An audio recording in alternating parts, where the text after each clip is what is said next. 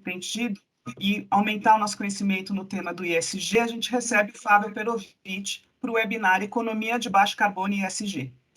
Sabemos que são grandes os desafios que o Brasil precisará enfrentar para promover uma descarbonização em todos os setores da economia. Como que vai ser essa transição para uma economia de baixo carbono? O ESG vai ajudar ou vai atrapalhar? Bom, o Fábio Perovic com a gente. O Fábio fundou a Fama Investimentos em 93. Ele é responsável pela gestão de fundos e ações das empresas brasileiras, focadas em companhias aderentes a boas práticas ESG. A Fama Investimentos é certificada como B Corp. Fábio foi membro do Conselho de Administração de diversas companhias de capital aberto. Possui a certificação CFA Chartered Financial Analyst. No terceiro setor, é diretor do Instituto Fama, do Instituto Brasil-Israel, é conselheiro do WWF Brasil, do Pacto pela Equidade Racial, do Life Institute, do Capitalismo Consciente Brasil, do Museu Judaico de São Paulo e do Instituto Tortos da Teté. Antes de passar a palavra para o Fábio, eu queria lembrar que esse evento está sendo gravado e ele vai ser disponibilizado no YouTube do Hub. As perguntas podem ser feitas pelo chat, que serão respondidas no final da apresentação. Eu convido todos a seguirem o Hub nas mídias sociais e acompanhar os novos webinars e conhecer as nossas atividades. Queria agradecer a presença de todos. Fábio, queria agradecer a sua participação e passar a palavra, então, para você. Bom dia a todas, bom dia a todos. Obrigado pela apresentação, Diana, obrigado pelo convite. Eu não poderia começar hoje sem pedir desculpas pela alteração de data. Enfim, a gente marcou essa conversa, acho que há 2 semanas atrás, eu tive um problema de saúde e obrigado pela compreensão e me desculpem pelas pessoas que não puderam estar hoje presentes e que estavam inscritas pelo seminário anterior. Então, infelizmente, realmente não deu.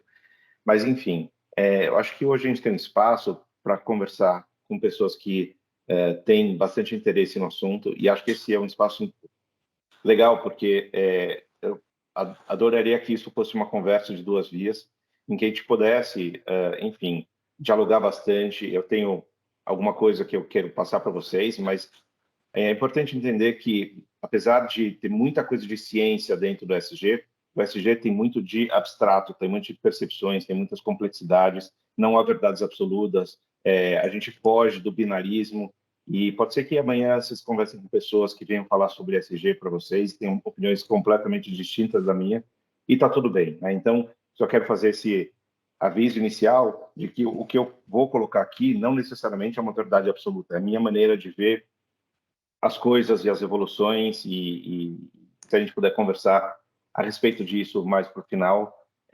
seria um prazer. Além disso, se em algum momento do que eu estiver falando houver alguma questão de entendimento, etc., sem nenhum problema me interromper, porque a gente tem 1h30 para conversar. Se a gente deixar tudo para o final, talvez o desencadeamento não fique muito fácil, né? Então, se for uma questão de compreensão, sem nenhum problema. E eu não sei quantos de vocês já estavam expostos ao tema ESG, sustentabilidade, embora sustentabilidade e ESG tenham uma intersecção, eles não são sinônimos, mas o tema não tem nada de novo, muito pelo contrário, é um tema bastante antigo. Poderia dizer que o tema sustentabilidade, pela primeira vez que ele foi utilizado de uma maneira formal, foi no século XVIII, 1770 e pouco. Então, a gente está falando de questões que são muito, muito, muito antigas. Mesmo quando a gente fala no âmbito do mercado financeiro, falar de fundos que tratam de questões socioambientais, incorporam questões socioambientais, não é de hoje. Tem fundos ali do começo do século XX que já evitavam exposição em empresas que tivessem, de certa forma, qualquer tipo de conexão com companhias que tivessem associadas a questões de escravatura, etc. Tem fundos islâmicos que levam em consideração, enfim, as leis da Sharia, que também tiram tabaco, álcool, e etc., e outras questões. Então, dentro do âmbito do mercado financeiro, esse assunto já existia, embora ele era circunscrito a um número pequeno de pessoas, mas ele não é um assunto novo. Mas qual é a novidade, então, né? Por que a gente começa, de repente, a ver pipocar SG aqui, SG ali? a partir de 2019, principalmente a partir de 2020, e para muitos dá a percepção de que isso seja um assunto novo. E eu acho que isso é extremamente importante a gente discutir, porque entender da onde isso vem vai ser muito importante para a gente entender para onde isso vai. Apesar do assunto não ser novo, para muitas pessoas, para muitos atores, e esses atores são extremamente relevantes, este assunto é novo. Então, quem tem de novo no assunto não é o assunto em si, são os atores que estão tratando dele. Então, até muito pouco tempo atrás, o mundo corporativo no seu C-level, né, nossa diretoria, presidência, conselho de administração, não tratava de questões socioambientais. Como a Diana falou, eu participei de diversos assuntos conselhos de empresas de capital aberto. Esse não era uma pauta nem constante, nem inconstante, era uma pauta inexistente dentro de empresas. Obviamente, estou aqui cometendo uma generalização, não são todas as empresas iguais, mas, na sua grande maioria, empresas não tratavam de questões socioambientais, a não ser na parte de conformidade. Ou seja, as empresas queriam ter alguma preocupação ambiental, para quê? Para poder ter uma licença para operar, para não receberem multas ambientais, para não receberem multas trabalhistas e assim sucessivamente. Mas não era uma visão estratégica. O C-level das empresas sequer sabiam o que estava acontecendo nesse âmbito, não tinha um orçamento, não tinha visibilidade. Então, esses atores, eles foram trazidos, e já vou explicar por quê, mas eles foram trazidos para esse assunto. No mercado financeiro, ainda pior. Embora eu tenha falado para vocês que já existiam fundos que tratavam do assunto há muito tempo, inclusive o meu, né? O meu fundo foi fundado eu comecei meu fundo em 1993, então já tem quase 30 anos. Esse era o nicho do nicho do nicho do nicho. Então, a grande maioria do mercado financeiro sequer olhava para essas questões, nem na sua vida profissional e nem na sua vida privada. Esse assunto, infelizmente, especialmente no Brasil, mas não só no Brasil, esse assunto era visto como um assunto ideológico.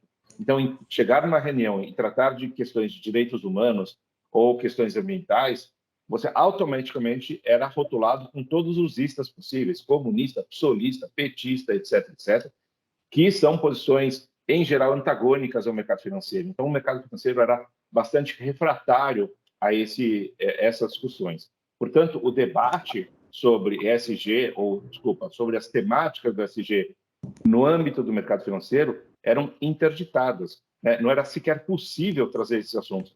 Eu pessoalmente, já tive diversas oportunidades em que, enfim, simplesmente não era...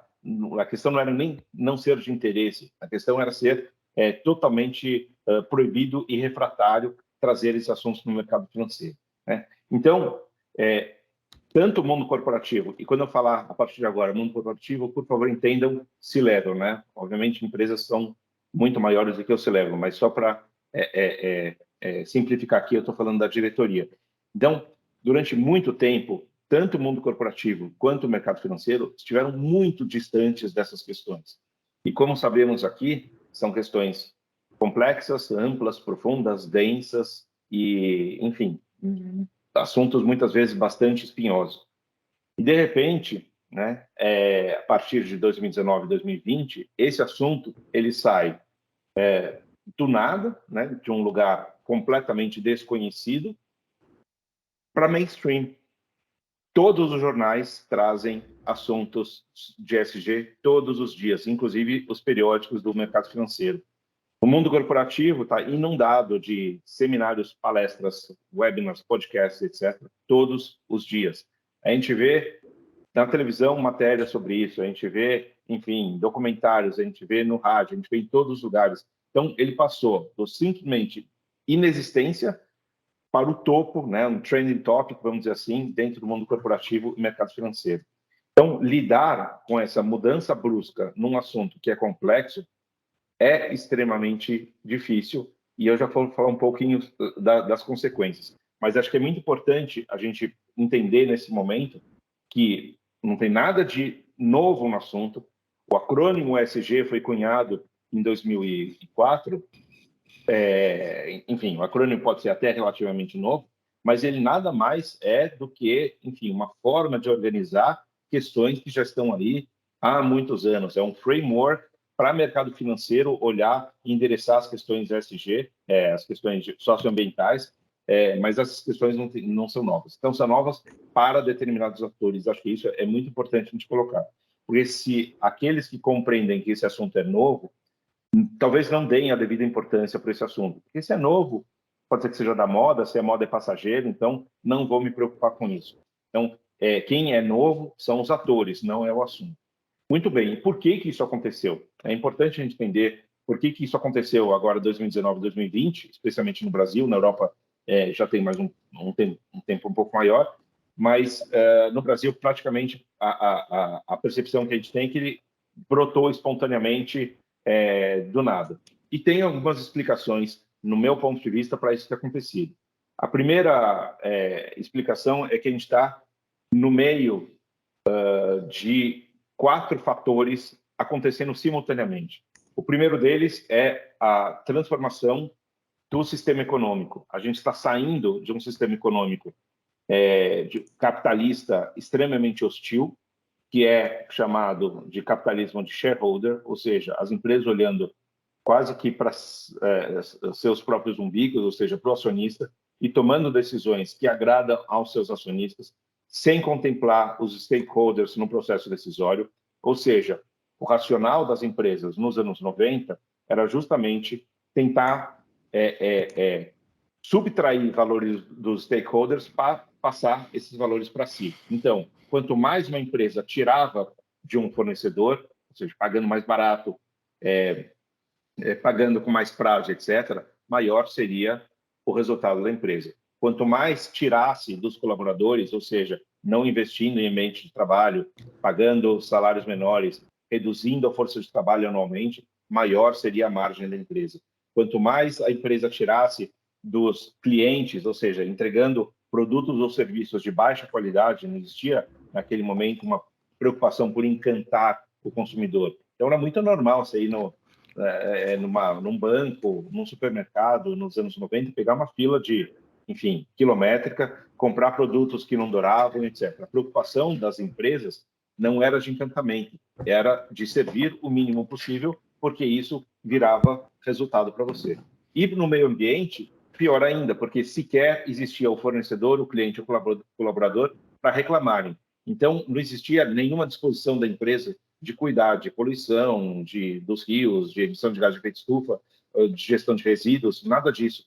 Isso era visto como um gasto supérfluo. Então, as empresas nos anos 90 eram mais ou menos organizadas dessa maneira. A gente passa para um ano, enfim, corrente, e muitas empresas já estão testando um modelo diferente, em que trazem para o centro das decisões os stakeholders. Então, muitas empresas, quando vão tomar decisões, elas pensam, poxa, como que isso impactará meu fornecedor, meu cliente, meu colaborador, o meio ambiente e etc. E essas empresas começam a entender que se, por exemplo, eu não tratar bem o meu colaborador, ele vai embora. E se ele vai embora, eu vou ter uma despesa para recrutamento, seleção, treinamento, curva de aprendizado de produtividade, etc. Isso é ruim para mim. Se eu tenho um ambiente hostil para trabalhar, as pessoas, eu não consigo atrair e reter talentos. Isso é ruim para mim também. Então, essa percepção das empresas é relativamente nova. No caso do encantamento de clientes, a mesma coisa. Muitas empresas, hoje, elas se dedicam a encantarem seus clientes em produtos ou serviços. Elas passaram a entender que se eu tenho um cliente encantado, eventualmente, eu tenho um porta-voz da minha marca, do meu produto. Eu tenho um cliente que fideliza a minha marca. Eventualmente, eu posso aumentar preço, porque a percepção da marca é tão boa que o cliente topa pagar um preço maior. Do ponto de vista de fornecedor, a mesma coisa. Poxa, se eu forçasse demais a mão na negociação com o fornecedor ia quebrar. E aí, nos anos 90, a percepção da empresa é tudo bem, eu arrumo outro fornecedor. Já atualmente, as empresas entendem que o mau fornecedor é um problema. Poxa, vai desorganizar toda a minha cadeia de suprimento, eu vou ter que, enfim, certificar outros fornecedores. Se eu estou pensando em perenidade, estou pensando em estar aqui daqui a 10, 20, 50 anos, eu preciso ter uma cadeia de fornecimento organizada portanto, o meu fornecedor precisa crescer junto comigo. Então, essa percepção, ela mudou. Quanto ao meio ambiente, também, isso vem um pouco tardio, mas empresas começam a entender a sua responsabilidade. Ou seja, essa mudança de sistema econômico ela está em curso. Então, provavelmente, esse assunto SG brotar espontaneamente não seria possível que acontecesse nos anos 90, quando o raciocínio das empresas no mercado financeiro era olhar para o umbigo. Provavelmente não existia nenhum olhar empático, aí de novo estou cometendo uma generalização, mas não existia esse olhar empático de empresas do mercado financeiro para questões socioambientais. Talvez haja esse espaço hoje. A gente ainda está longe de viver um capitalismo de stakeholder de fato, mas esse é um processo que já está em curso e já tem um pouco de espaço para que esses assuntos sejam tratados dentro do âmbito corporativo e financeiro. Então, acho que esse é um ponto importante. O segundo ponto importante, que acho que é muito relevante para o surgimento, enfim, e para a força que o assunto SG tomou, é o senso de urgência. Não tem nada de novo na mudança climática, né? Acho que todos vocês, de certa forma, entendem o tamanho, a relevância desse assunto, mas os alertas da comunidade científica, eles não vêm de hoje. Os alertas da comunidade científica têm mais de 40 anos. E o que nós, enquanto sociedade, fizemos? Nada. Absolutamente nada. Procrastinamos. E não estou falando de Brasil, estou falando de mundo. Há 30 anos atrás, os mesmos alertas acontecem e não fizemos nada. Então, o fato de termos procrastinado por tanto tempo fez com que a gente chegasse numa situação extremamente crítica.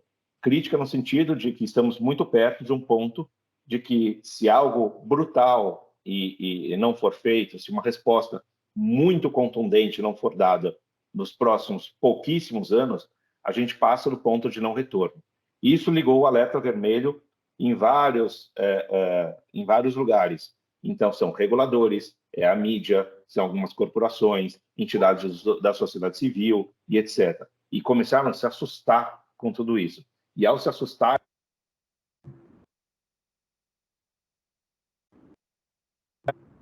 o assunto mudança climática, assim como outros assuntos que são extremamente relevantes, como desigualdade social, racismo, homofobia, etc., eles estão ganhando um corpo nesse sentimento de senso de urgência.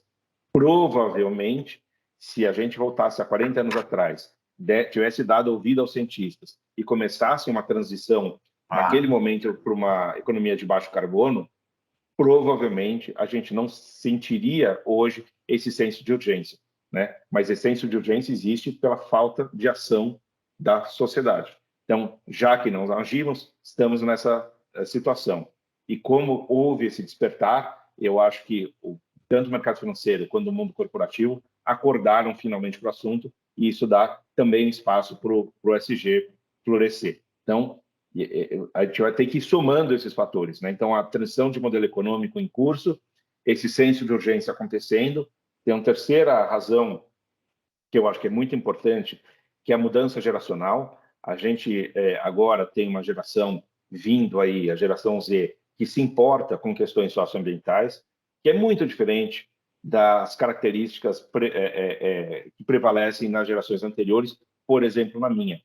A minha geração não tem, infelizmente, empatia com questões socioambientais. A minha geração, para consumir, para ter seu estilo de vida, para trabalhar e etc., não leva em consideração essas questões. Quando as pessoas da minha geração vão, por exemplo, comprar uma roupa, elas estão muito mais preocupadas com o preço, com a estética e com a qualidade, do que como a roupa foi feita.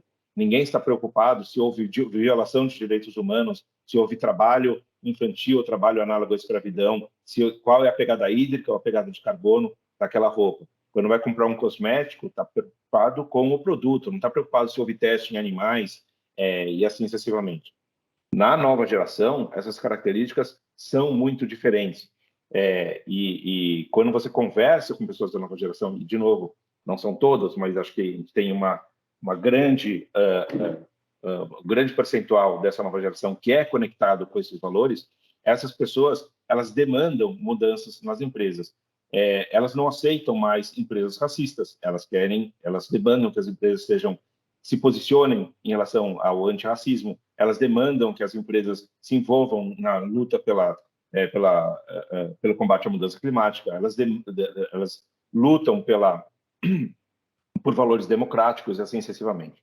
Agora, é importante ressaltar que essa geração ela ainda é discreta no mercado de consumo. São pessoas que ainda estão na escola, na universidade, moram na casa dos pais, não têm renda suficiente ainda para serem grandes propulsoras de consumo, mas já estão fazendo alguma diferença, ainda mais empoderadas com redes sociais que deu vozes para essas pessoas. Se a gente projetar 5 ou 10 anos para frente, a gente vai ver essas pessoas consumindo de acordo com seus valores, elas vão consumir diferente, vão consumir, não são ultra consumistas como as pessoas da minha geração, então são consumidores mais responsáveis, elas vão entrar em políticas públicas e provavelmente agir de acordo com suas convicções e valores, vão entrar em empresas e galgar posições, então vão liderar empresas e, portanto, veremos as empresas guinando nesse sentido, vão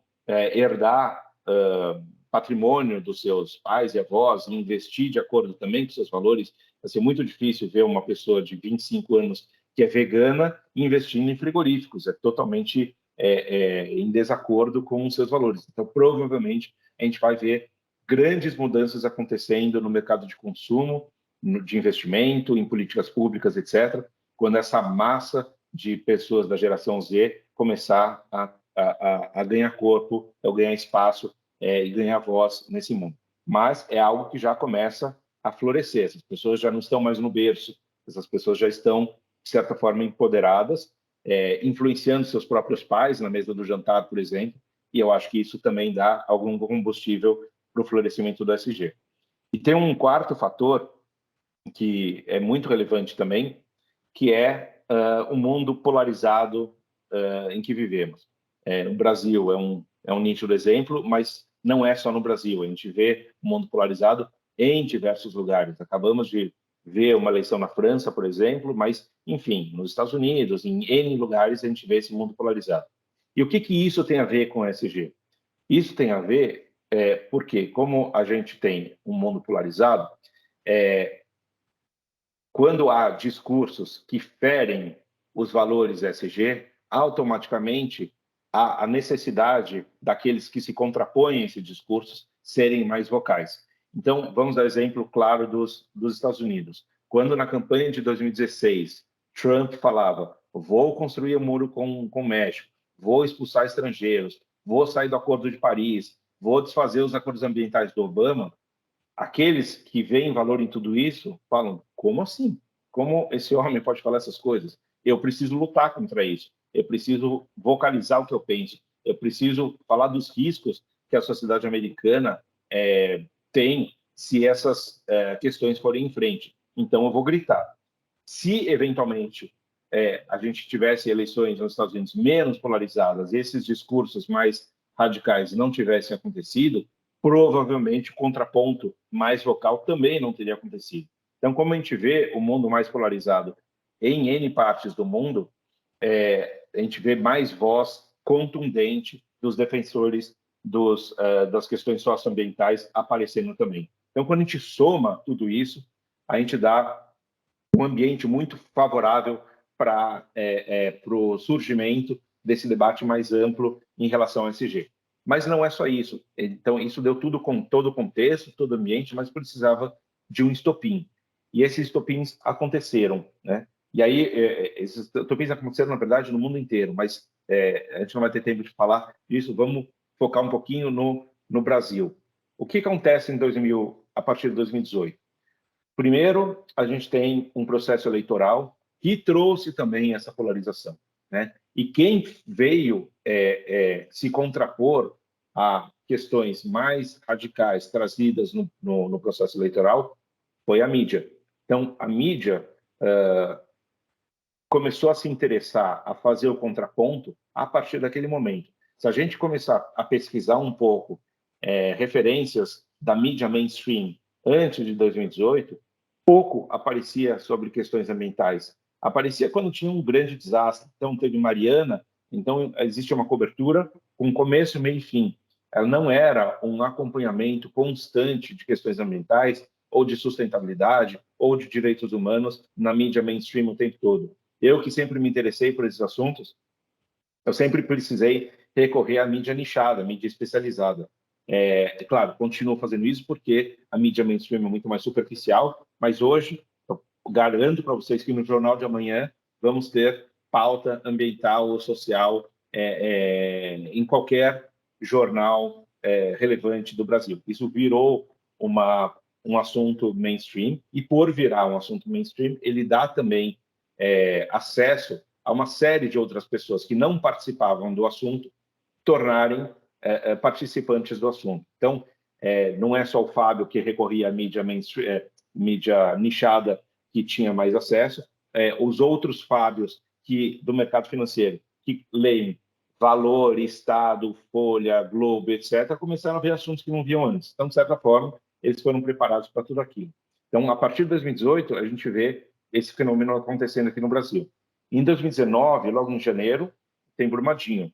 O Brumadinho é muito emblemático. Se a gente for pensar na essência do ESG, a gente vê ali uma empresa, e não é qualquer empresa, a gente está falando da empresa mais relevante do Brasil, empresa símbolo brasileira, porque talvez seja a empresa maior e mais conhecida fora do Brasil, sendo reincidente num desastre sem comentários, né?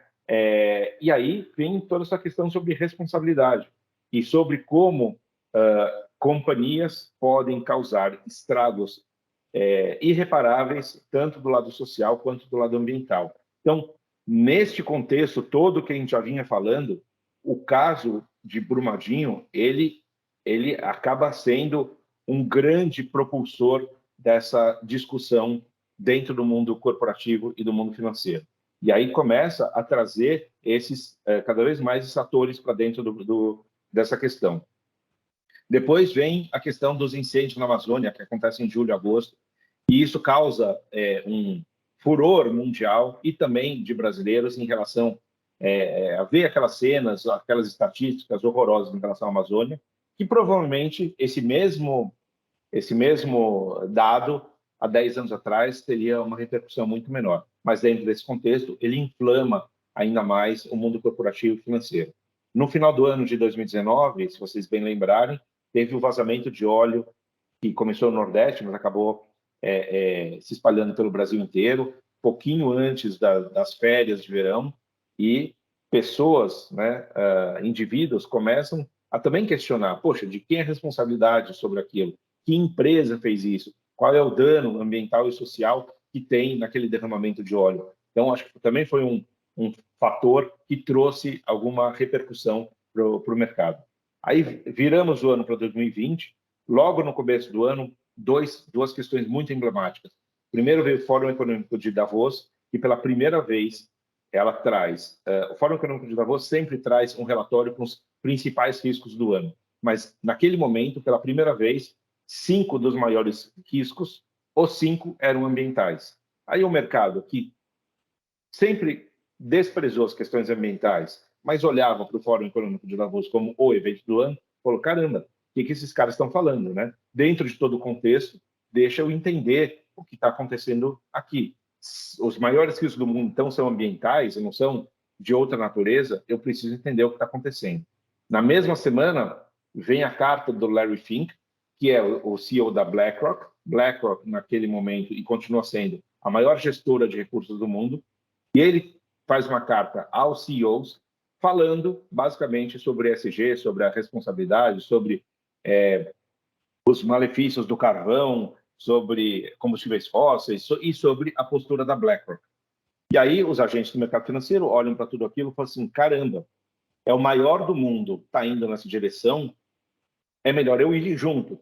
Ou porque eu vou ser cobrado pelos meus clientes, ou porque se esse gigante vai sair vendendo ações e títulos de empresas de carvão, é melhor eu vender antes, porque senão eu vou ser atropelado. Então, se venderam ou não venderam, se lançaram produtos ou não lançaram, é menos relevante. O relevante é a discussão que aconteceu dentro do mercado financeiro e trouxe muitos atores para essa pauta que antes, como eu falei, eles eram refratários a isso. É importante lembrar que o Larry Fink escreve carta desde 2013. Né? Essas cartas, entre aspas, não eram lidas. Essas cartas sempre tiveram essa questão de propósito no meio, mas eu não tinha encontrado um contexto desse. E aí veio essa carta, e aí o assunto realmente tomou um corpo enorme dentro do mercado financeiro, do mundo corporativo, pela relevância que ele tem. Não, nem que eu acho que a BlackRock seja um exemplo, uma referência em ESG, mas a pessoa e a instituição são tão relevantes que isso traz uma consequência bem grande. Aí, 2 meses depois, vem a Covid. E a Covid, enfim, todos vocês conhecem os impactos da Covid, mas a partir da Covid, o mundo corporativo também começa a rediscutir seu papel. E começa a pensar, poxa, será que o meu papel aqui é só vender produtos e serviços? Ou eu preciso ter algo a mais? Eu preciso cuidar das comunidades no meu entorno, eu preciso cuidar do meu colaborador, eu preciso cuidar do meu cliente. Essas reflexões, elas começam a vir. Né? Muitas delas já foram embora, infelizmente, mas elas vieram naquele momento. Então, isso fez assim, como se fosse uma bomba, né? E ESG, de repente, essa explosão que a gente viu a partir de 2020 dentro de todo esse conceito. E aí, o problema é como que a gente junta as duas coisas. Né? Na minha primeira parte da fala, eu trouxe a perspectiva de quão distante o mundo corporativo e o mundo financeiro eram das pautas socioambientais. Tão distantes que eles eram refratários. Eu falei que o debate era interditado, era visto como ideológico, enfim. E, de repente, esse assunto toma um corpo enorme, quase que espontaneamente. Foi muito rápido o tamanho que esse assunto, as proporções que esse assunto tomou de uma hora para outra. Né? Ele não veio num crescente. E aí o mercado financeiro e o mundo corporativo falou, o que eu faço com isso? É um assunto que é pauta, extremamente relevante, mas eu não entendo nada disso. Absolutamente nada. É tão distante de mim. Então, como que o mercado financeiro trata isso? Fácil, com reducionismo. Então, o mercado financeiro, ao se deparar com um assunto tão amplo, complexo, denso, profundo, e não conseguir lidar com isso, o que eventualmente poderia ter feito, falou, espera aí, eu vou estudar, daqui a alguns anos eu volto com respostas. E que foi o que algumas poucas instituições fizeram. Mas outras instituições, como o mercado financeiro tem a tendência a ser mais imediatista, ele falou, não, eu preciso dar uma resposta imediata, porque se eu não der uma resposta imediata, o meu vizinho vai dar, e ele vai colher todos os louros, vai captar recursos, vai receber investimento, e eu não. E aí, quando eu voltar, vai ser tarde demais. Então, eu preciso dar uma resposta, seja qual for a resposta. Eu preciso falar do assunto para não ficar fora da festa. Então, a estratégia utilizada pelo mercado financeiro, né, no coletivo, foi o reducionismo. Então, praticamente todas as complexidades que existem na questão ambiental foram reduzidas à mudança climática. De novo, não estou falando que a mudança climática não é relevante. Estou falando que existe muitas outras coisas na pauta ambiental, como água, como biodiversidade, etc., etc., mas elas foram reduzidas à mudança climática. E dentro da mudança climática tem muitos outros aspectos que podem, enfim, ajudar no combate a mitigar os efeitos da mudança climática. Foi reduzido a emissão de carbono. E aí o mercado olha para a emissão de carbono e entende que está falando sobre o meio ambiente. E essa associação é feita diretamente. Então, hoje, o mercado financeiro tem a nítida percepção de que trata de questões ambientais ao considerar carbono nos seus assuntos. E mesmo a questão do carbono ainda é muito superficial, né? Se é escopo 1, 2 ou 3, meio que não faz diferença. Se é offset ou se é redução de emissões, tanto faz. Ainda é muito superficial. Mas o mercado entende que existe uma preocupação ambiental a partir do olhar ao carbono.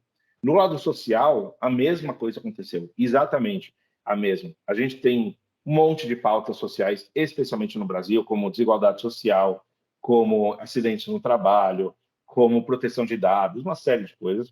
mas a pauta que se tornou relevante por aqui foi a da diversidade. E, de novo, não estou reduzindo o tamanho da importância da diversidade, mas ela não é a única dentro da questão social. E dentro da diversidade, o que realmente ganha corpo é a equidade de gênero. E o resto dos recortes acaba sendo deixado de lado. Eu sei que não é muito o nosso assunto aqui, mas um pouco se fala sobre equidade racial, mas praticamente nada se fala sobre LGBTQIA+, praticamente nada se fala sobre pessoas com deficiência, praticamente nada se fala sobre indígenas, ou quilombolas, ou refugiados, ou idosos, e etc. Então, o mercado financeiro, que passa a ser extremamente reducionista, ele começa a entender que, se falar de carbono e mulheres em cargos de liderança, ele já está contemplado na agenda ESG de sustentabilidade. E isso é basicamente, de novo, cometendo uma generalização, mas é isso que acontece. Então, quando a gente vê o mercado cada vez mais falando sobre sustentabilidade, sobre responsabilidade socioambiental, sobre ESG, no fundo, não é verdade. A gente vê o mercado tratando de carbono e empoderamento feminino e ponto. É quase como que se o mercado batesse na porta de uma empresa e perguntasse quanto carbono você emite e quantas mulheres você tem em cargo de liderança, 2 checkmarks ali, a entrevista estaria concluída. E as empresas, por sua vez, entenderam muito rápido isso. Então, as empresas também, para dar resposta ao mercado, endereçam essas duas questões, seja de maneira séria ou seja com greenwashing, mas tratam diretamente dessas questões e acabam não dando respostas para muitas outras coisas que são extremamente relevantes. E como o mercado celebra o avanço ou o pretenso avanço nessas questões, as empresas se dão por satisfeitas. Então, não necessariamente as pautas que precisam ou que sejam mais materiais, elas avançam. Tá? Então, esse é um pouco do contexto, porque muitas pessoas, quando vêm de fora, podem ter uma sensação de felicidade ou esperança, vendo que cada vez mais o mercado financeiro está incorporando questões socioambientais, cada vez mais empresas estão falando sobre o assunto, mas, na prática, infelizmente, as coisas ainda não são como deveriam ser. Né? Então, e só para dar um pouquinho mais de combustível ainda negativo para o Brasil, que acaba acontecendo aqui, né, nessa espontaneidade de surgimento do assunto ESG, a gente acaba incorporando a agenda internacional. Né? Então, aliás, quando a gente vai falar de carbono e empoderamento feminino, que são os dois temas que acabaram, enfim, sendo os principais aqui, eles são temas globais.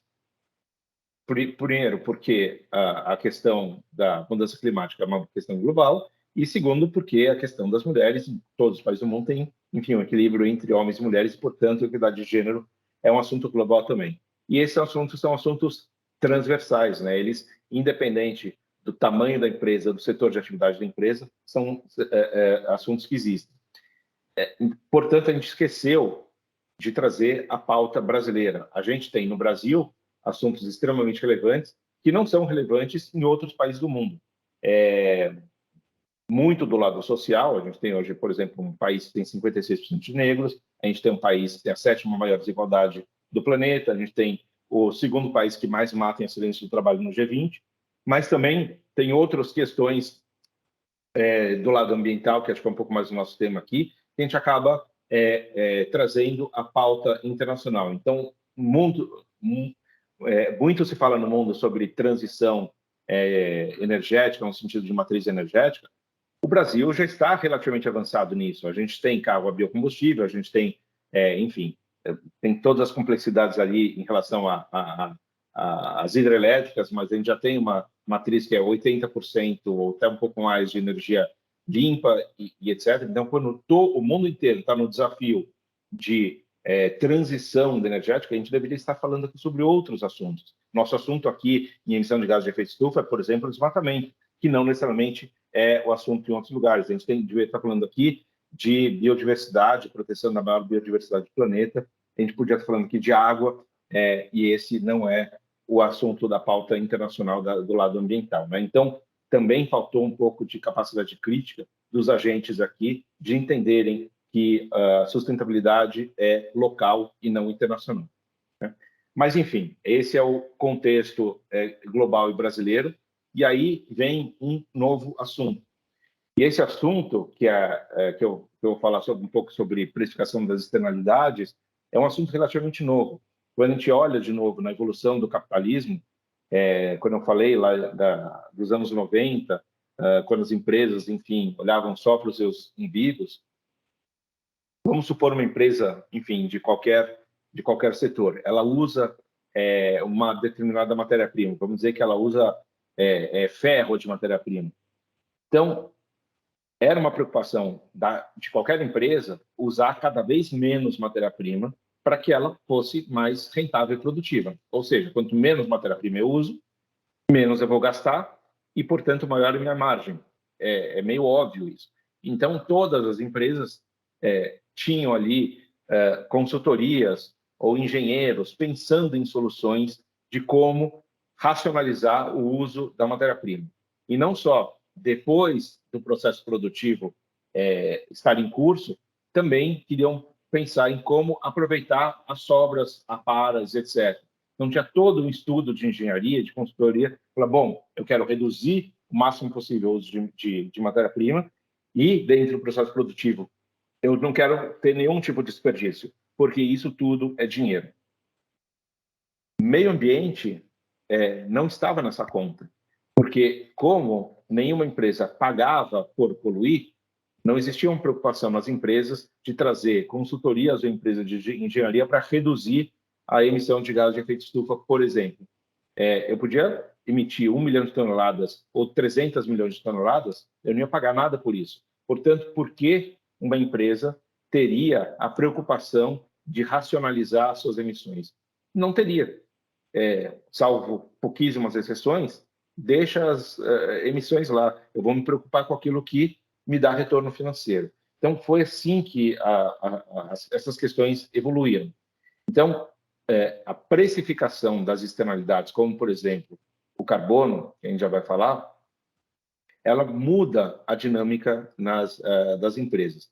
Se as empresas tivessem que pagar pelo carbono que emitem, provavelmente elas iam investir em soluções para pagar menos. Não adianta, as questões são econômicas, tá? Então, acho que é importante, apesar de todas as críticas, e vamos tratar um pouco disso, mas apesar de todas as críticas que existem em relação à precificação dessas externalidades, como, por exemplo, o carbono, a gente precisa entender qual é a dinâmica que acontece dentro das empresas. As empresas, em geral, são ainda poucas aquelas que são, de fato, conscientes, e elas agem, em geral, por conta dos incentivos financeiros. Então, se poluir não custa, não haverá uma disposição muito grande na vasta maioria das empresas de reduzir a emissão de gás de efeito estufa. Se isso custar, a dinâmica muda. Então, a precificação das externalidades, ela tem, no final das contas, um papel fundamental, que é mexer com os incentivos. E aí a gente começa a entrar num campo que é um pouco mais complicado, porque o racional está muito claro. Se as empresas só são incentivadas, ou na maioria delas são incentivadas por questões econômicas, e, portanto, a gente precisa fazer com que essas empresas paguem ou sejam oneradas de alguma forma, porque pela consciência da questão da mudança climática isso não está acontecendo. Então, se esse é o racional, na prática, isso é muito mais complicado. Como que você vai colocar um preço numa externalidade? Será que é possível precificar uma externalidade do ponto de vista científico ou do ponto de vista social, né? E se a gente for pensar até conceitualmente, eu acabo sendo super crítico disso, porque no momento que você coloca um preço em alguma coisa, cabe àquele que está transgredindo optar por continuar transgredindo e pagar o preço ou não, né? Então, se para mim, por exemplo, continua sendo barato poluir, eu pago e poluo. Então, acaba sendo, de certa forma, uma licença para transgredir. A não ser que o preço fosse algo tão mirabolante que seja, inclusive, um problema para as empresas com menos recursos financeiros, e aí a gente está, enfim, aumentando a complexidade do negócio. Se isso for uma conta matemática, na qual a empresa possa ter uma opção, olha, tudo bem, eu coloco na minha conta, eu repasso no meu preço, o meu consumidor que paga, e aí eu continuo fazendo exatamente as coisas que eu faço. Então, um exemplo hipotético, né? Se, por exemplo, as empresas, as companhias aéreas tiverem que pagar por todas as emissões de gases de efeito estufa, e com isso, coletivamente, elas aumentarem o preço da passagem aérea, se todas fizerem isso, provavelmente todos continuarão voando porque não tem alternativa. E o mundo continuar sofrendo. O fato da empresa estar pagando por isso não vai mudar a dinâmica científica, né?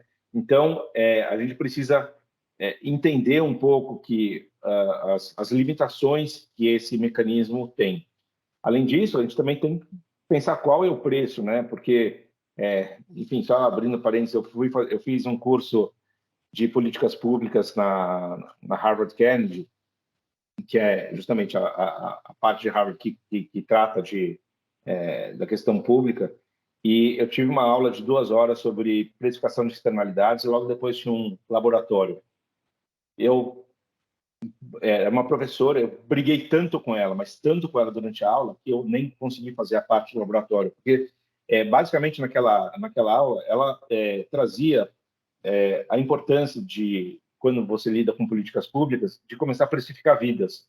Então, os exercícios, né, propostos na aula eram coisas do tipo, olha, você tem recursos limitados e aí você pode alocar isso para beneficiar crianças ou idosos. Então, quem você vai...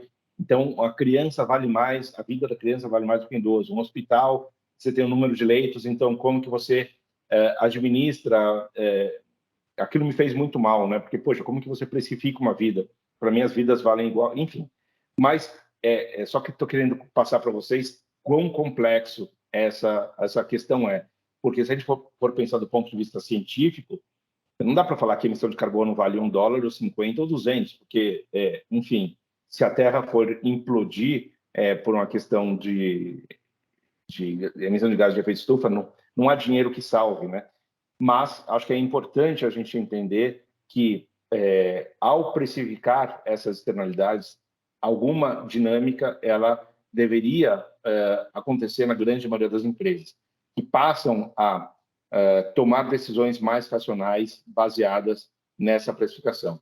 Então, a gente tem visto uma tendência de precificação de externalidades, que eu ainda acho muito pouco, né? Eu adoraria que outras externalidades fossem precificadas, inclusive do lado social, do lado da biodiversidade também, mas hoje a gente já vê 70% do PIB mundial tem carbono precificado, né? 70%. E quando, enfim, tem essa conversa no Brasil, parece uma coisa de outro mundo, né? Porque o Brasil tá fora disso, pelo menos por enquanto, e brasileiro acho que ainda não entendeu exatamente como se dá essa dinâmica. Mas em 70% do PIB mundial já acontece, e eu acho que é muito improvável que mesmo os países mais negacionistas não caminhem para esse sentido. Porque se o mundo tem carbono precificado, e se você quer fazer parte do mundo, não tem muito jeito. Então, você imagina o seguinte, no Brasil não tem carbono precificado. Aí, uma siderúrgica brasileira quer vender na Europa. As siderúrgicas europeias, que gastam bilhões de euros todos os anos, vão falar para o órgão regulador, espera aí, como que vem esse brasileiro que não paga nada pelo carbono que ele emite, e eu aqui gastando 1 bilhão, como que ele quer? Ele tem vantagem competitiva aqui comigo. Então, 3 opções. Ou vamos tarifar esse brasileiro, ou vamos colocar uma barreira em relação a esse brasileiro, ou eu vou parar de gastar dinheiro vou perder meu negócio aqui, né? Então, eu acho que é meio inexorável que os países, em geral, caminhem para um modelo de precificação de carbono. Mas essa precificação ainda é muito complicada. Tem países em que o preço do carbono é $1, tem países que o preço do carbono é $100, tem países que só determinados, pouquíssimos setores têm que pagar, tem países que têm outros setores que têm que pagar, tem países que têm um sistema do cap and trade, ou seja, você tem um limite até onde você pode emitir, você só paga aquilo que exceder esse limite. Enfim, ainda é meio bagunçado, mas eu acho que essa é uma tendência meio que irreversível, especialmente depois da COP26, onde foi finalmente negociado o artigo 6 do Acordo de Paris, em que passa a ser possível o comércio internacional dos créditos de carbono. Então, eu acho que essa é uma tendência bem clara para onde a gente está indo.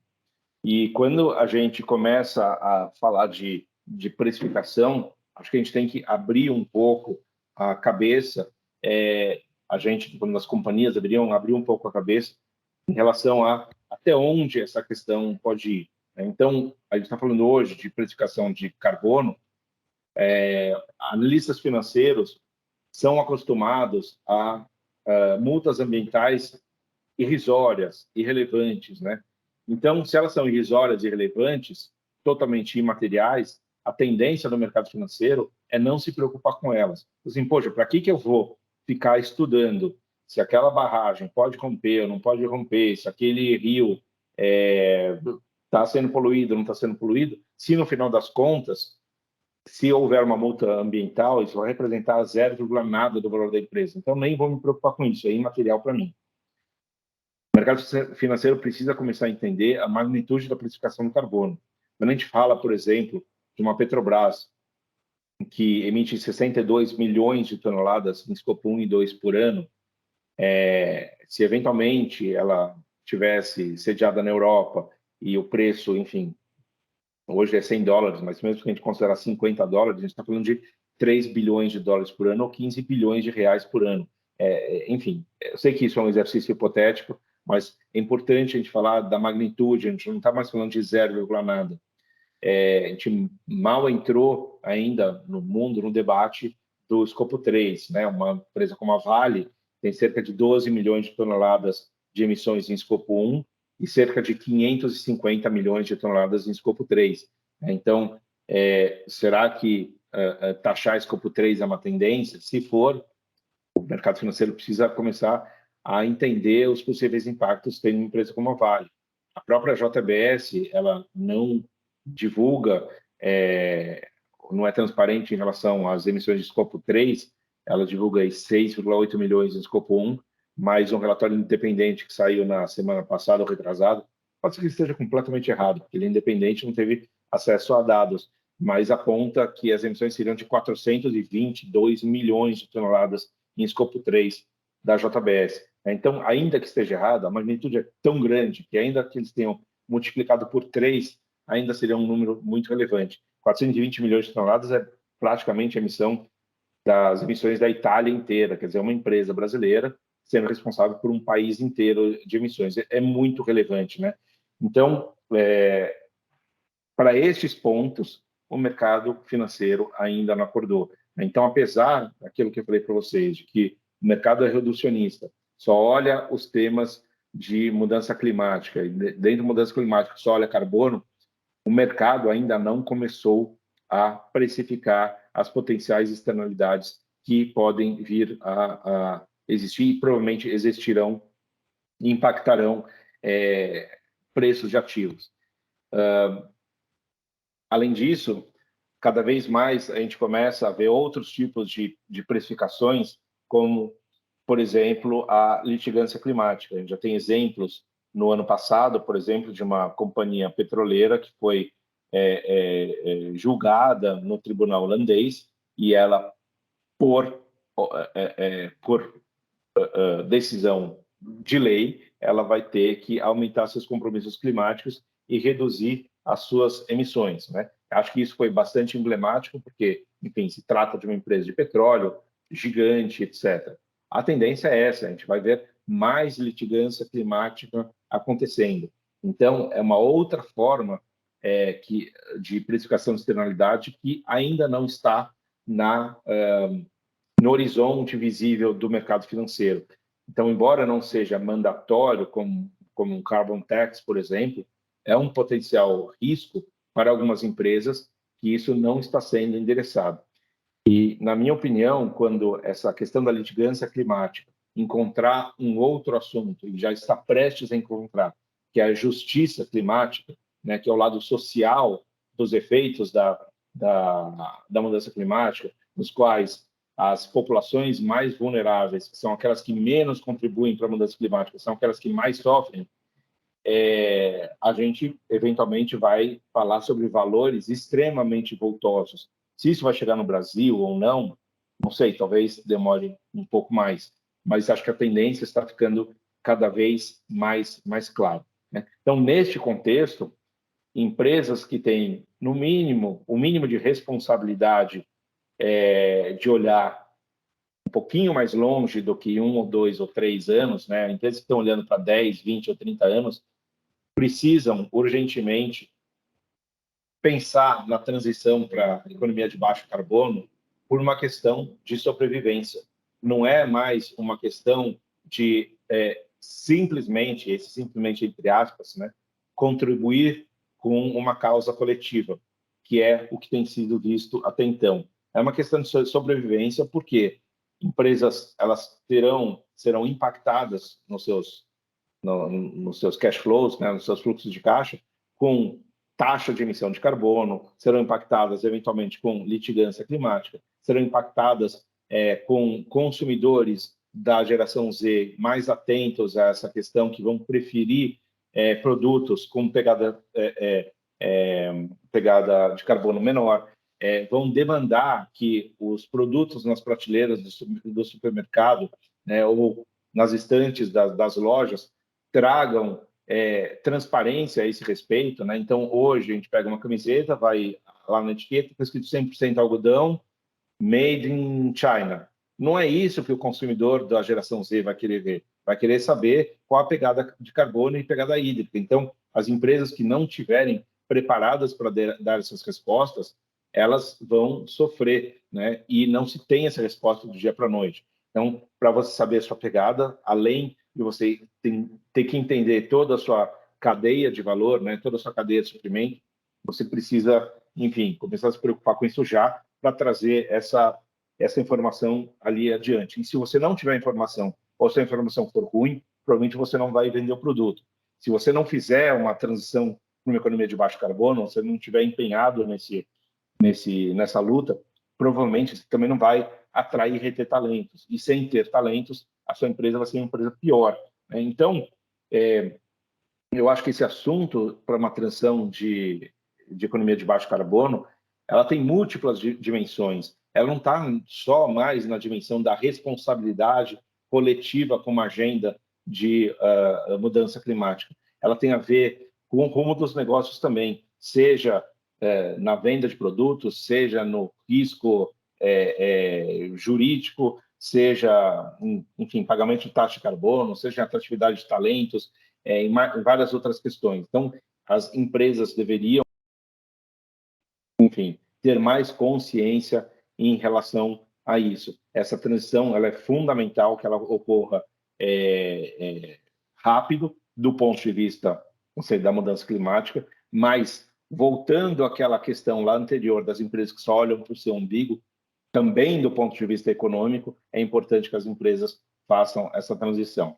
E aí, nisso, a grande questão é se toda essa agenda ESG ajuda ou atrapalha, né? Porque, e eu acho que não é uma questão fácil de ser respondida, mas se de um lado a gente pode entender que o surgimento dessa agenda, desse assunto, nos C-level das empresas, nos boards, no mercado financeiro, na mídia, pode trazer bastante consciência em relação ao que a gente, enfim, via há 5, 10, 20 anos atrás. Então, esse é o aspecto positivo de tudo isso.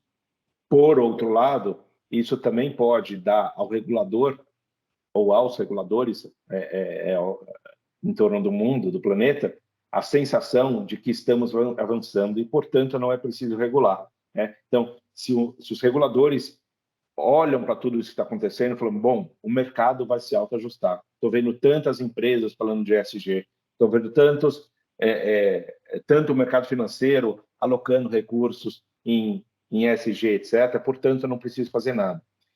E talvez seja tarde demais para o regulador entrar quando ele vê que, de fato, as empresas estão avançando menos do que elas deviam. Então, acho que é meio paradoxal, né? Se, por um lado, essa agenda ESG ajuda a trazer esse debate, ajuda a desinterditar o debate, ajuda a incentivar as empresas que já eram responsáveis a acelerarem um pouco, ajuda aquelas empresas que estavam desconectadas do assunto a se plugarem no assunto e passarem a ser mais conectadas.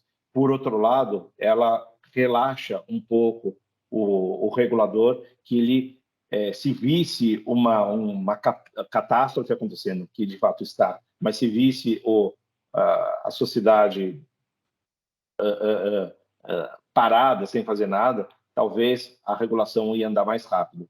E o grande medo que eu tenho é que a gente não tem tempo de errar, né? Se daqui a 5 anos o regulador perceber que perdemos tempo, talvez esse tempo não seja recuperável.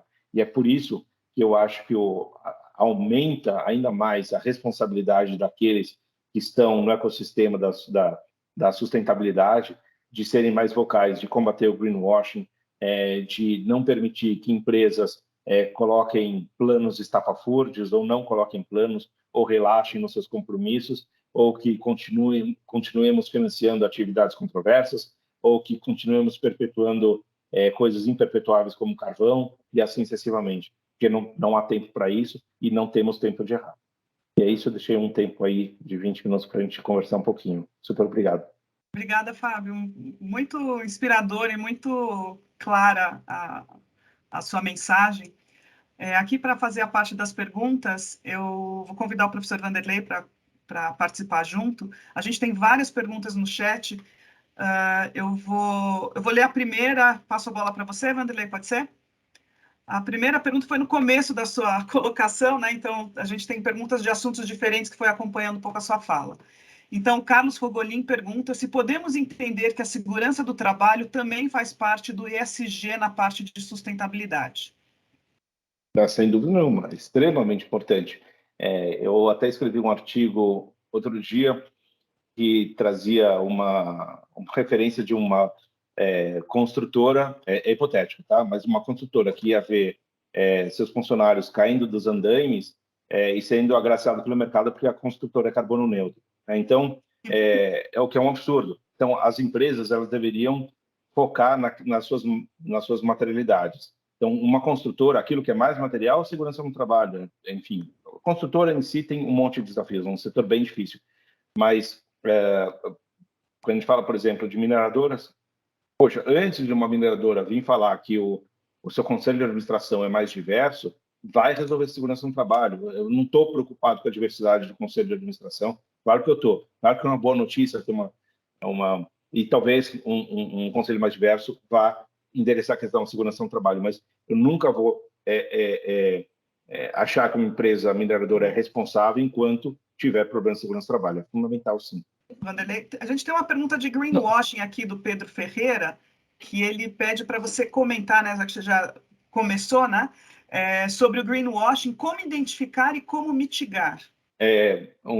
A pergunta é ótima e acho que eu vou acabar me estendendo um pouco aqui, porque é um dos assuntos que eu mais gosto. Acho que infelizmente, né, adoraria não ter que tratar desse assunto, mas acho que é importante a gente falar o seguinte: o greenwashing ele cresceu na mesma proporção que o ESG cresceu, porque há 5 anos atrás não existia a intencionalidade das empresas em realizar greenwashing.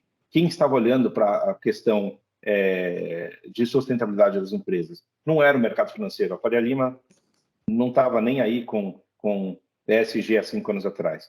Então, se a empresa era sustentável ou não era sustentável, a ação não ia valer mais ou não ia valer menos, o bond não ia valer mais ou não ia valer menos. Então, não existia intencionalidade nenhuma da empresa em fazer greenwashing. Claro que tinha, assim, do lado comercial, etc., mas estou falando mais do âmbito do mercado financeiro.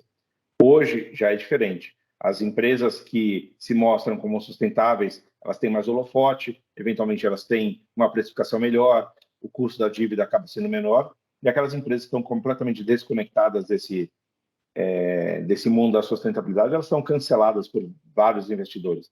Então, existe uma intencionalidade clara das empresas quererem se plugar nessa, enfim, mostrar uma faceta sustentável.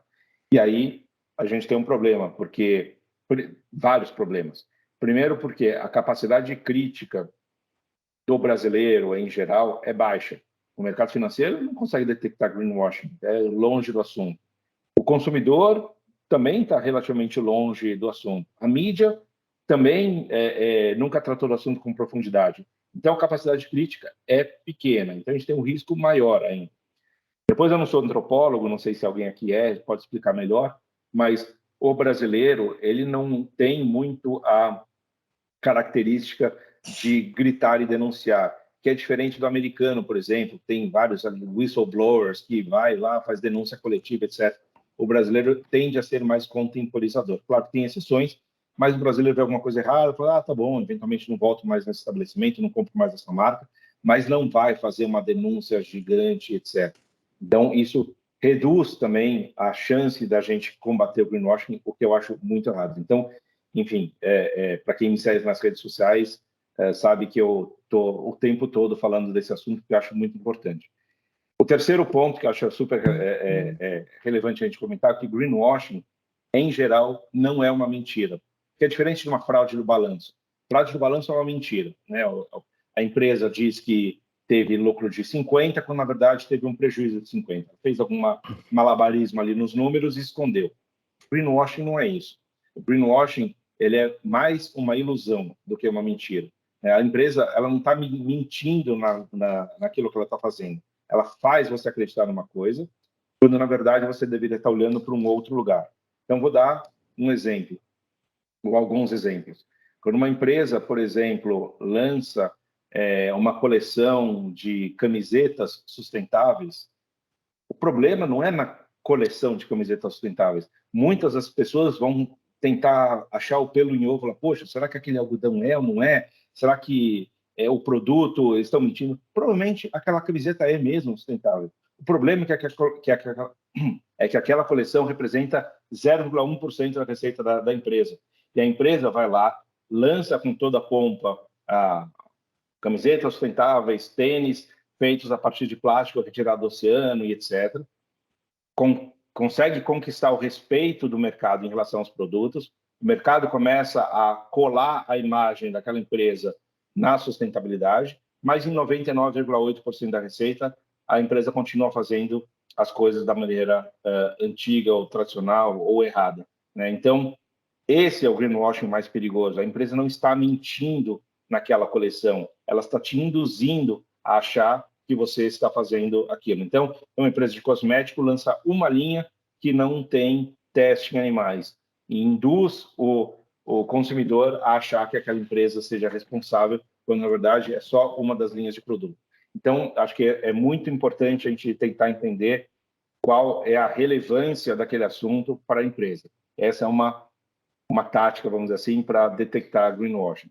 A segunda é materialidade. Muitas empresas com uma dificuldade enorme de endereçar questões fundamentais endereçam outras questões e fazem bastante propaganda daquelas questões. Então, acabamos de citar um caso desses.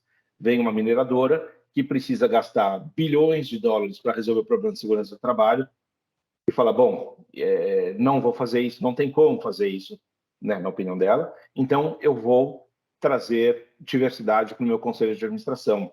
Eu vou fazer ação filantrópica e eu vou fazer, enfim, qualquer outra, ter uma meta de descarbonização. E com isso, a cobrança em relação à segurança no trabalho, ela se desfaz. A empresa consegue o respeito do mercado, porque tem essa percepção de que a empresa seja responsável e sustentável, quando ela deixou de endereçar aquilo que era o mais material, naquele caso, que é a segurança no trabalho.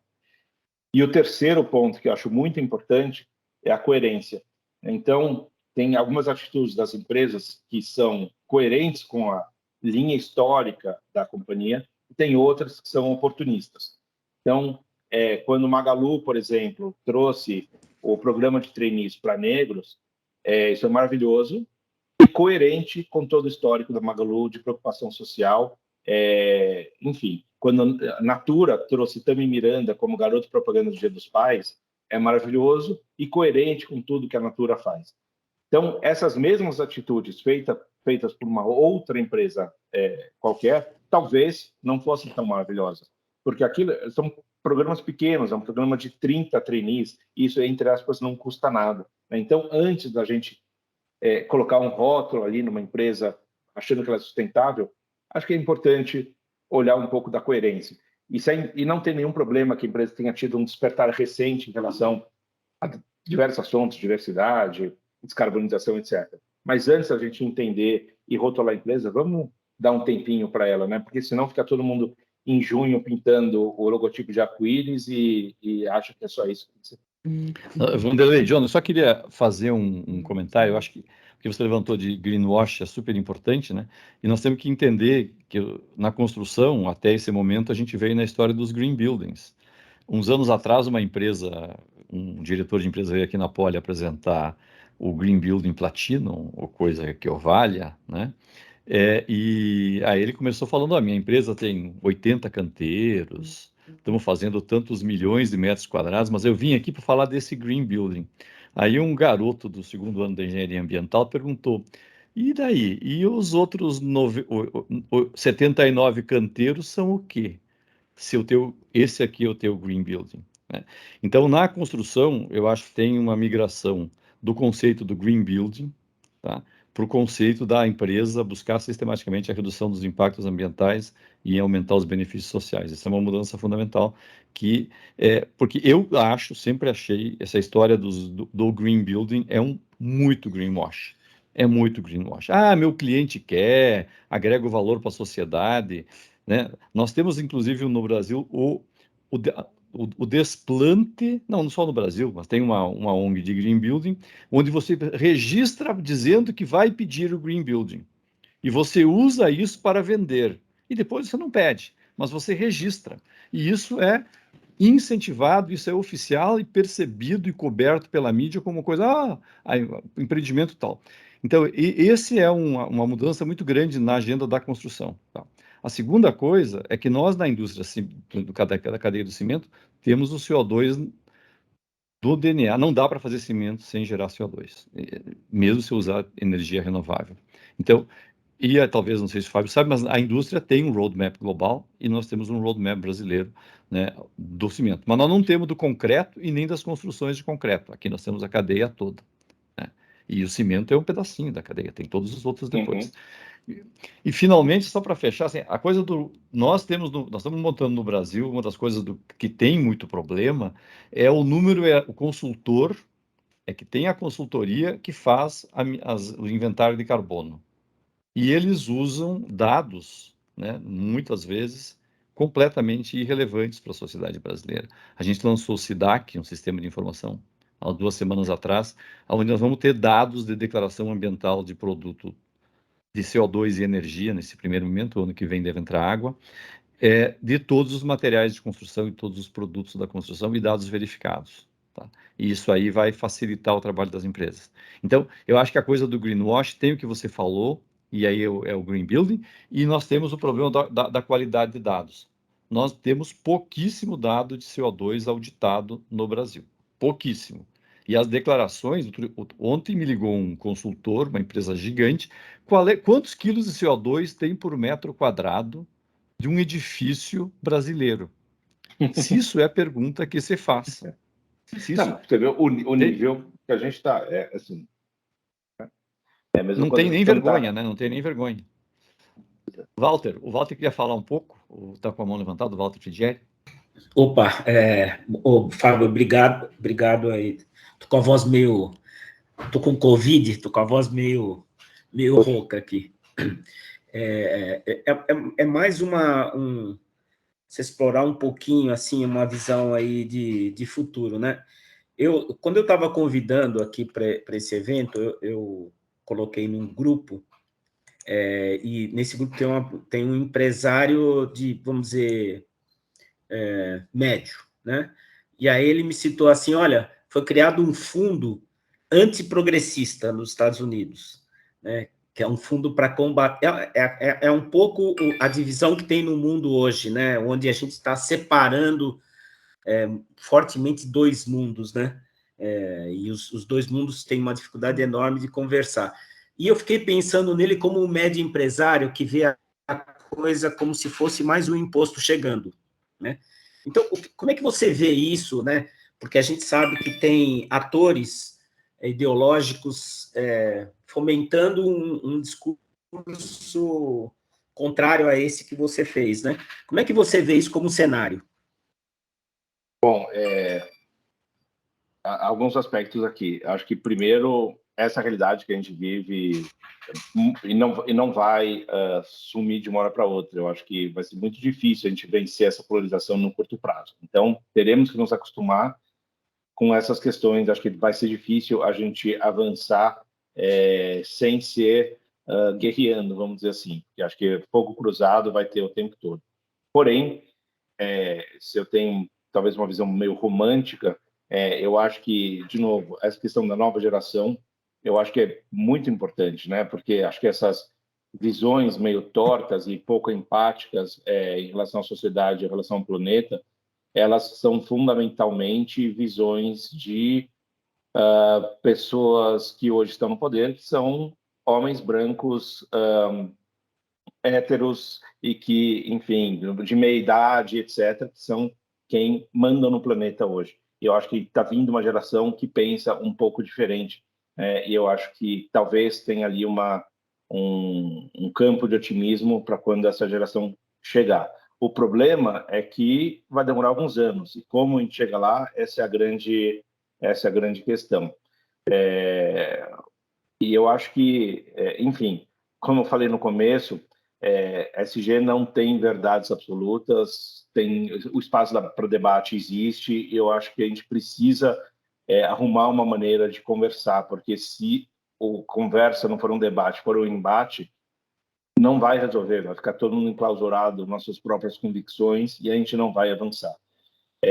Infelizmente, cada vez mais fica claro os efeitos da nossa negligência. Então, nos Estados Unidos, por exemplo, no passado, o Texas ficou debaixo de neve, a população texana sofreu, tem várias, enfim, histórias de pessoas que não tinham aquecimento nas suas casas, porque Texas é um estado quente, tiveram que ir para hotéis, teve superlotação em hotéis, pessoas dormindo no carro, preço do gás natural explodindo, enfim, são situações que ocorrem que talvez deixem algumas marcas. A Alemanha teve, não sei se vocês lembram, a questão da inundação no ano passado também custou 50 bilhões de euros para reconstruir. Bangladesh, há 2 anos atrás, ficou 1/3 do país debaixo d'água, né? É que Manhattan ou Jardins não se importam com Bangladesh, esse que é o problema. A gente tem, infelizmente, a sociedade muito pouco empática. Enquanto esse problema não chegar aonde tem que chegar, os tomadores de decisão não vão agir como deveriam agir. Obrigada, Vanderlei. Eu acho que a gente deveria ir para as perguntas, para a gente fechar, para não chegar muito tarde, né? Então, eu tenho a da Marta, que acho que não foi feita ainda. Existe estatística de qual é o setor, eu imagino, brasileiro, que está mais mobilizado, engajado e implantando ESG? Como é que você vê isso olhando a nossa economia? Onde é que isso está melhor?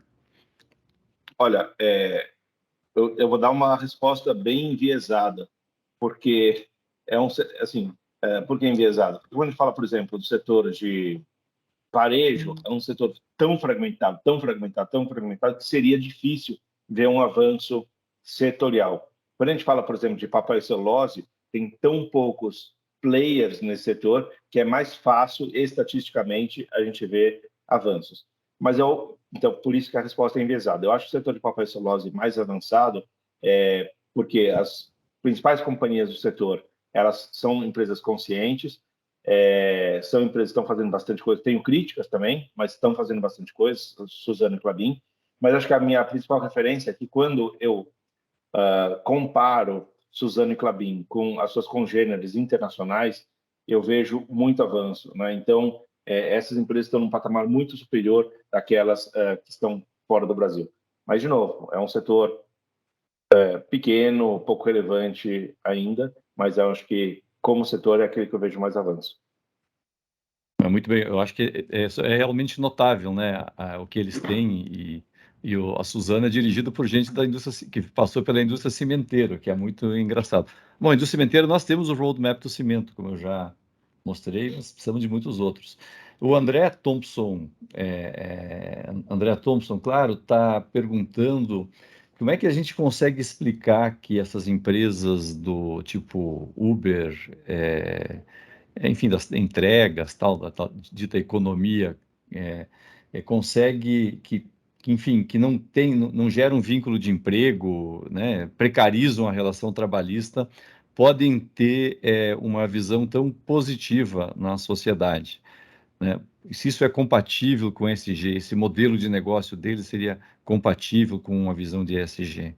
É exatamente o ponto que eu falei antes. A entrega é carbono neutro, né? Então, o que importa o acidente de moto do trabalhador, ou se ele tem banheiro para ir, ou se ele ganha férias e 13º?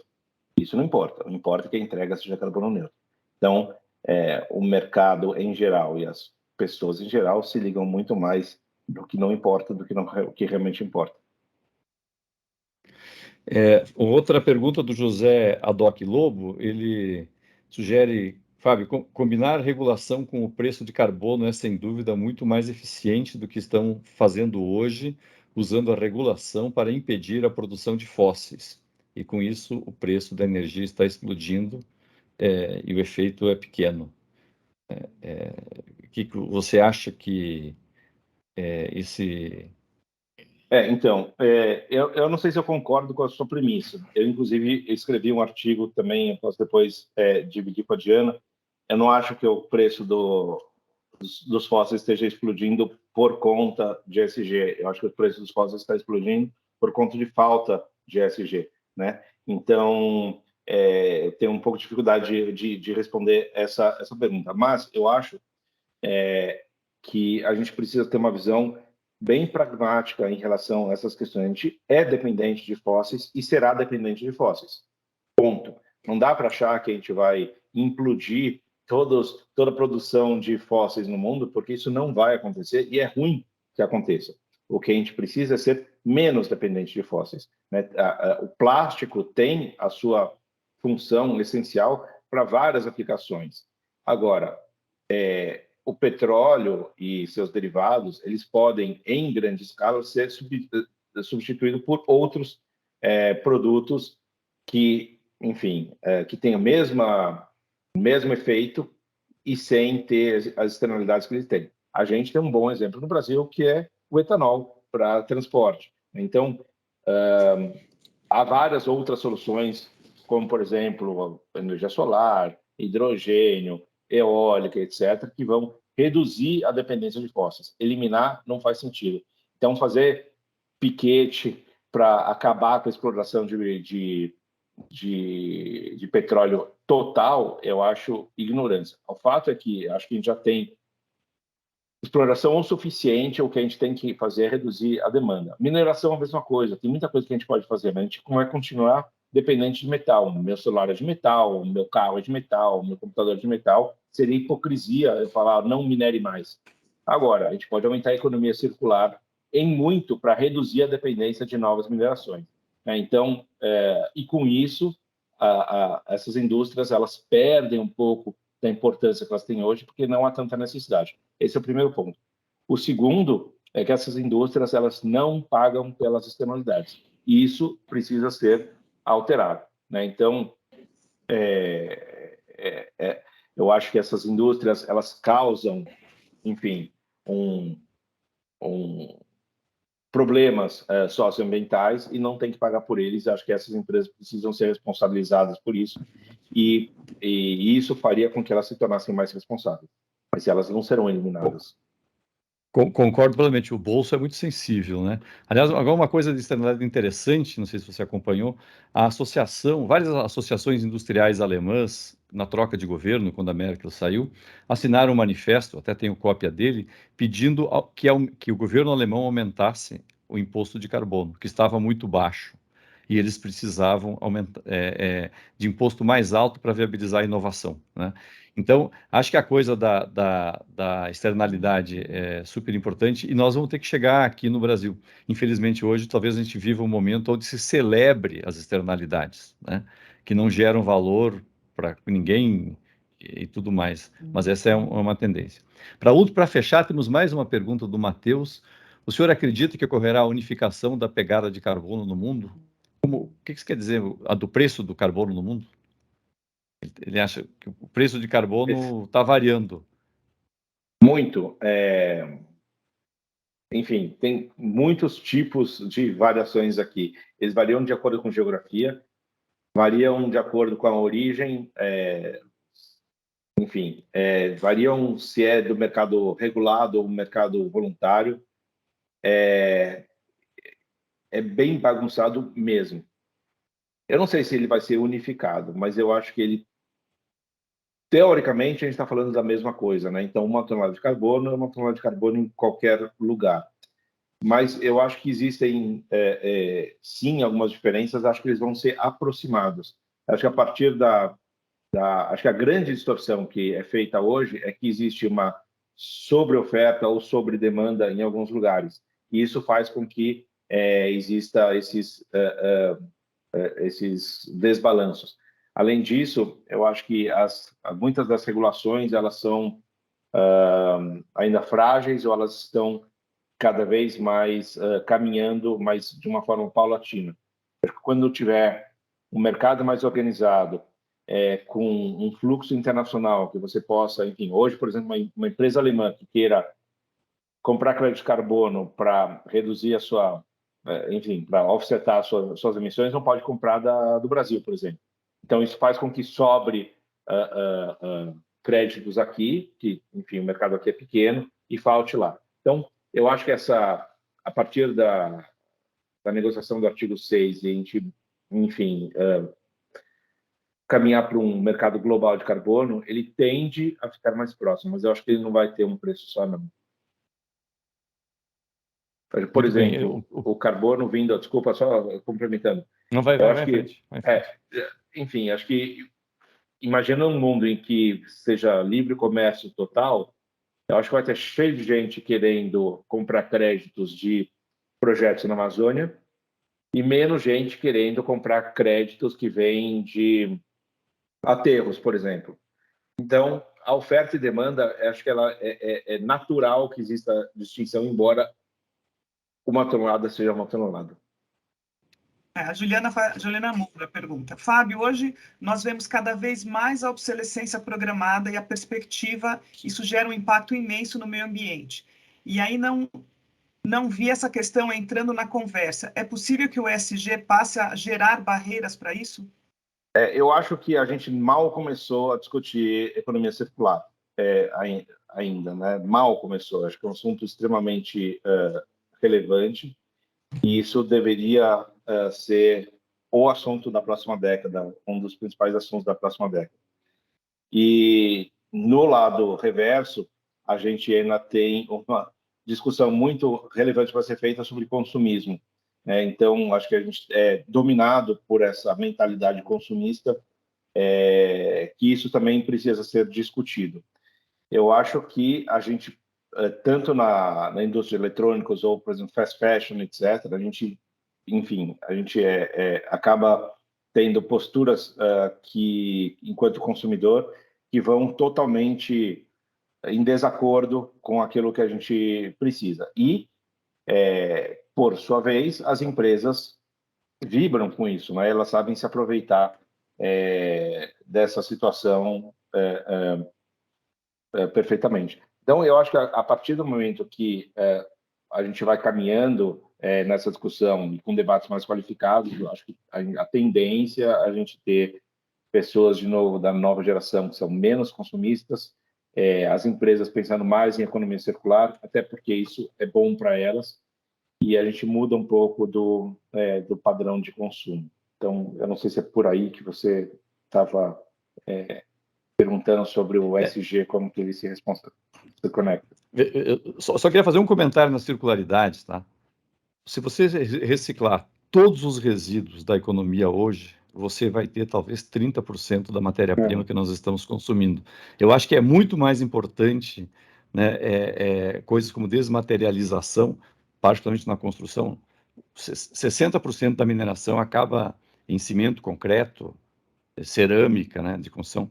Então, tem uma coisa de desmaterialização que é extremamente importante para o médio e longo prazo. Tá? Porque, mesmo nos metais, né, você está aí com 35%, 40%, porque a demanda é muito maior. Eu tenho estoque, então o meu resíduo ele vem é o consumo muito do passado. Tem um problema de dinâmica aí. Então, mesmo a ONU faz uma discussão de circularidade que, para mim, é completamente desprovida de realidade quando você olha para o fluxo de materiais, particularmente em áreas, em produtos que têm longa vida, eles ficam em estoque. Né? Então, embalagem, gira 20 dias o alumínio no Brasil, mas o alumínio da construção civil gira em 50 anos. Né? E ele está aumentando. Então, vamos encerrar a última pergunta do André. Ele pergunta sobre a infraestrutura do Brasil. Como o mercado pode auxiliar o país a modernizar e trazer ESG para o setor logístico? Bom, a gente não pode esquecer que a gente tem 8 mil quilômetros de costa. A gente tem a grande maioria do mercado consumidor e produtor até 100 quilômetros da costa brasileira. E a gente tem desenvolvido um sistema modal logístico que é rodoviário, em essência, ele não faz nem sentido lógico, né? A gente deveria ser um país essencialmente de cabotagem, e não é. Então, talvez, acho que esse seja um desenvolvimento bem possível, pensando um pouco em mais para frente. Além disso, acho que a gente tem problemas, vamos dizer, muito grandes do ponto de vista de relevo, para a gente ter outros modais, como, por exemplo, ferroviário, extremamente desenvolvidos, como é em Estados Unidos, Rússia, etc. Claro que há espaço.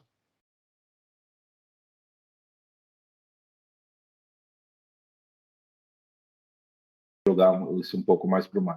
Muito bom. Fábio, eu queria agradecer muito a sua participação. Tem vários elogios à sua aula dada aqui no chat.